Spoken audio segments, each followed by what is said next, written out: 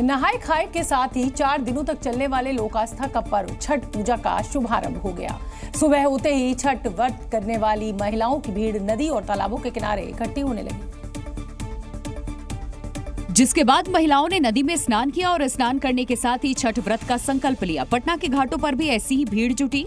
नदी में स्नान और पूजा करने के बाद ये महिलाएं अपने घर पहुंची और नहाए खाए के दिन विशेष रूप से बनाए जाने वाले प्रसाद को तैयार किया। आज पहला दिन है, यानी कि नहाए खाए, और आज जितनी भी छठ व्रती हैं वो सबसे पहले सुबह में गंगा स्नान करती हैं और उसके बाद जो नहाए खाए का प्रसाद होता है उसे बनाती हैं। और आप सबसे पहले इस साइड की तस्वीर देखिए कि आज नहाए खाए का जो प्रसाद है वो अब बनकर तैयार हो चुका है। सिर्फ पटना ही नहीं बल्कि बिहार के बाकी शहरों में भी नहाए खा के मौके पर नदी किनारे घाटों पर छठ व्रतियों की भारी भीड़ उमड़ी। सुबह से तैयारी चल रहा है। आज कद्दू भात नहाए खाए है। सुबह से साफ सफाई, कद्दू काटना, सब्जी बनाना, चावल, सारा तैयारी चल रहा है। ऐसा ही नजारा यूपी के कई शहरों में भी दिखा। बलिया में छठ पूजा के पहले दिन व्रत रखने वाली महिलाओं में काफी उत्साह नजर आया।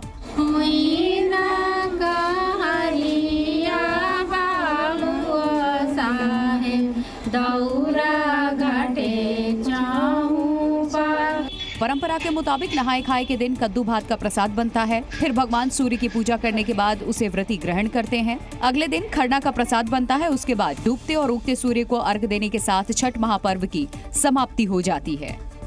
वहीं छठ पर्व को लेकर दिल्ली की यमुना के हालात में कोई बदलाव नहीं हुआ है। ये हाल तब है जब एक दिन पहले ही मुख्यमंत्री आतिशी ने दिल्ली में इंतजामों के बड़े बड़े दावे किए थे। लेकिन सच्चाई ये है कि यमुना अब भी न डुबकी लगाने लायक है, न ही घाट पूजा करने के लायक।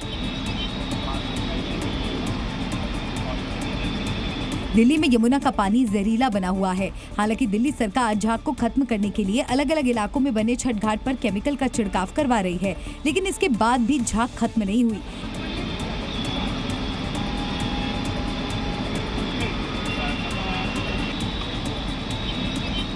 माँ यमुना आज भी बहुत प्रदूषित है। आपको दिख रहा है कि कितना फोम है, कितनी मोटी परत है फोम की। और अब इस फोम को हटाने के लिए देखिए क्या किया जा रहा है। केमिकल डिफॉर्मर जो है, ये डिफॉर्मर है, इसको यूज किया जा रहा है। ये केमिकल अपने आप में बेहद हानिकारक है, जबकि झाग हानिकारक कार्बनिक पदार्थ है जो हेल्थ के लिए बेहद नुकसानदायक साबित होते हैं। ऐसे में छठ का व्रत रखने वाली जो महिलाएं यमुना में स्नान करके पूजा करेंगे, उन्हें बीमारियां होना संभव है। लेकिन इस पानी में डॉक्टर्स कहते हैं अगर कोई नहाता है तो उनको स्किन इन्फेक्शन हो जाता है, तमाम बीमारियां हो जाती हैं। यानी आस्था बड़ी है। मैंने छठी मैया के ऊपर विश्वास किया है, छठी मैया जो करे। यानी आस्था अव्यवस्था पर भारी पड़ रही है, तो दूसरी तरफ व्यवस्था करने वाले सियासी दावे कर रहे हैं। एक दिन पहले भी सीएम आतिशी ने सुविधाओं के खूब दावे किए, तो बीजेपी अब यमुना के पोल्यूशन को पॉलिटिकली बुनाने की कोशिश में है। लेकिन सवाल वही, सिर्फ सियासत ही या फिर कभी समाधान भी निकलेगा?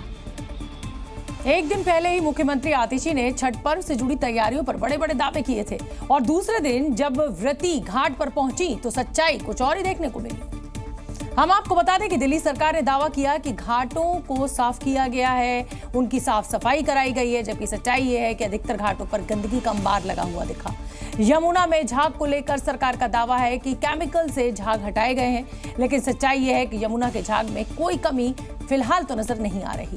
केमिकल से पानी की सफाई के बाद दावा किया गया कि अब व्रती पानी में डुबकी लगा सकती हैं, लेकिन सच्चाई ये है कि यमुना में अमोनिया फॉस्फेट जैसे खतरनाक केमिकल्स मौजूद हैं। दिल्ली की मुख्यमंत्री आतिशी ने दावा किया था कि इस साल छठ को लेकर सबसे बेहतर इंतजाम किए गए हैं, लेकिन हकीकत यह है कि बदइंतजामी देख व्रती महिलाएं घाट से वापस लौट गईं। क्योंकि ज्यादातर घाटों पर गंदगी अव्यवस्था का अंबार दिखा, तो यमुना का जहरीला पानी में डुबकी लगाना एक अलग मुसीबत। यहाँ का बहुत बुरा हाल है, ऐसा नहीं होना चाहिए। पर्व त्योहार के नाम पर सरकार को इस तरह नहीं करना चाहिए। नहाए खाए के साथ शुरू त्योहार के पहले ही दिन व्रती महिलाओं का ये गुस्सा और नाराजगी वाजिब है। वजह है यमुना का पोल्यूशन। तो आप लोग वापस जा रहे हैं क्या?